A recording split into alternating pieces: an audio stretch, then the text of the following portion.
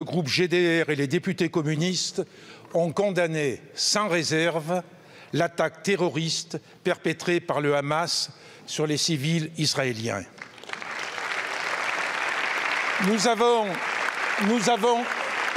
exprimé, comme tous ici, notre plus profonde émotion face à la violence aveugle qui s'est déchaînée sur des femmes, des enfants, des vieillards.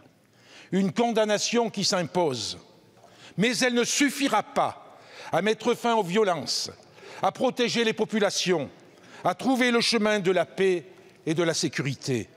Aujourd'hui, Gaza est sous le feu des bombes, privé d'eau et d'électricité. Le gouvernement israélien d'extrême droite promet de traiter ses habitants comme des animaux. Une vengeance terrifiante qui s'abat là aussi sur des femmes, des enfants, des vieillards, des millions de civils innocents. La France doit aussi, Madame la Première ministre, condamner cette opération vengeresse qui va plonger plus encore les peuples, les Israéliens et Palestiniens, dans le désespoir et le deuil. La France doit lancer une initiative diplomatique forte pour imposer le respect du droit et mettre fin à 75 ans de duplicité de la communauté internationale sur la question palestinienne. Une communauté internationale qui, par la voix de l'ONU, condamne la politique colonialiste israélienne et le traitement réservé aux Palestiniens privés de leurs droits fondamentaux.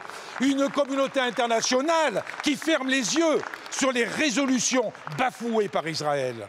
La France doit reprendre le flambeau de la paix qu'elle a abandonné depuis tant d'années, être à l'initiative d'un Conseil de sécurité de l'ONU qui mette fin à la politique d'occupation et se consacre à la recherche d'une solution à deux États coexistants.